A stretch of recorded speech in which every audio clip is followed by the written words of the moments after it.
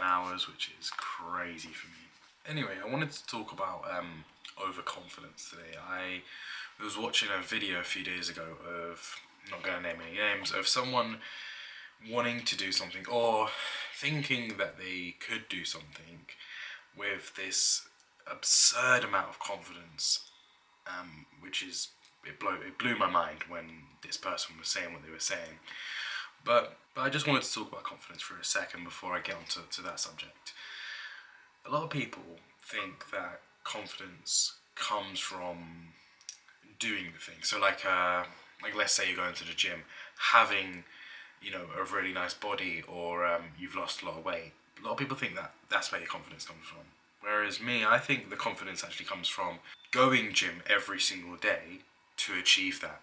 It's the discipline that gives you the confidence, because you know that you may not be there yet, but you know you can get to anywhere you want to be because you have that discipline. And that's where the confidence comes from. Personally, I think that's where confidence comes from doing the thing day in, day out, all the time, constantly doing it, constantly being disciplined, is where the confidence comes from, not just looking good, right? You have a lot of people that have a body that's so damaged that will never quite look, by society standards, look amazing, but they'll still have confidence, and that's because they have the discipline to have gone every day and to improve themselves, and that's where their confidence comes from.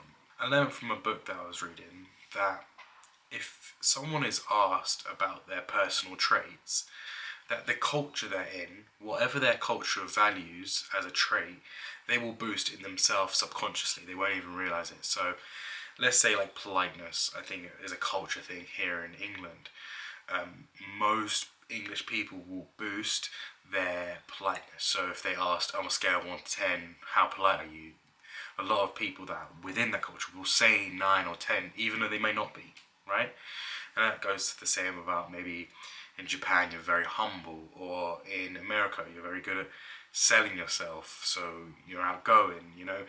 And I want to talk about this from an American standpoint, where it is very culturally acceptable and a very good trait for you to have in America to sell yourself, which means, you know, showing off your skills and being very confident, I guess. Don't get me wrong, confidence is needed and is very good, but there becomes a point in time where confidence is then delusion, right? If I sit here and say I'm the best footballer ever, I can even barely pick a ball. I'm not being confident. I'm just being a bit delusional, you know, because I've never even done the work to become a footballer. Maybe if I'd done a couple years, maybe I can say I'm going to become the best footballer. But even that, you know, it's more confidence than delusion, because at least I'm working towards it, right? Anyway, this person that I saw, which I think is a little delusional, is kind of crazy. Because, I mean, we've seen it before in all walks of leadership, that sometimes the best leaders don't get into power, and normally, and sometimes, it's actually the most liked person, which is not always the greatest. I mean, if you look in your family or even your friendship groups, the most liked is not always the best leader. You know, sometimes they are. Very rarely, though, are they the most, the best leader, because the best leader doesn't incorporate being the most liked. You know, there's two different things. Again, they can overlap, but it doesn't happen often.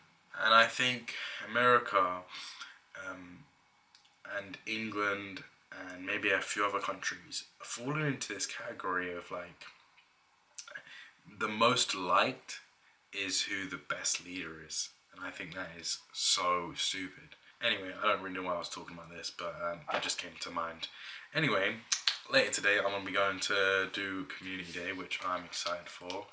But until then, I'm going to rest because I still feel a little bit rough, and I want to be as well as possible until we go. So I will talk to you guys later.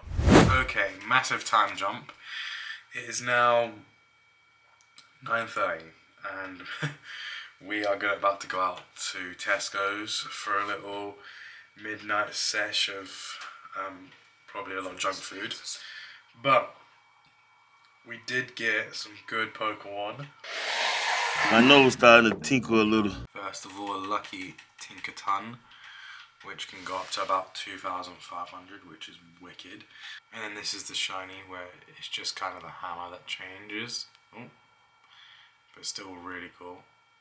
And we also got this, which was completely unexpected today, but it's the first time we got a legendary in a raid.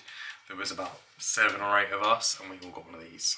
A Kyogre, which is sick. And it goes up to about 4,500, but we, you don't get a lot of candy, so probably have to use a lot of rare candy on it, but it is wicked. It's one of the best Pokemon in the game, so I'm well happy with that. And now we're going to go off to Tesco's to go and get some junk food and eat and chill and rest, because I still feel like I need to rest. I still feel a little bit under the weather, but hopefully by tomorrow I'll be good as gold.